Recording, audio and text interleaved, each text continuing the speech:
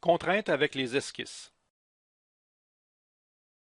Par défaut, Inventor crée des contraintes d'esquisse en présumant des préférences de l'utilisateur. Elles sont appelées contraintes déduites ou inférées et elles changent en fonction de l'endroit où la forme est initialement placée. Une ligne placée sur un point existant sera limitée à partir de là.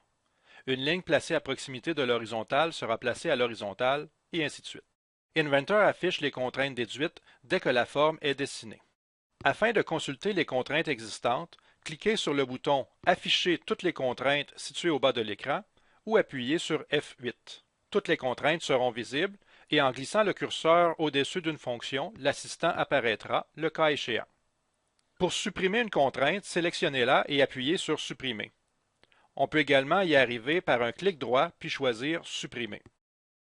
Cliquez sur le bouton Afficher tous les degrés de liberté pour voir comment la géométrie peut être déplacée.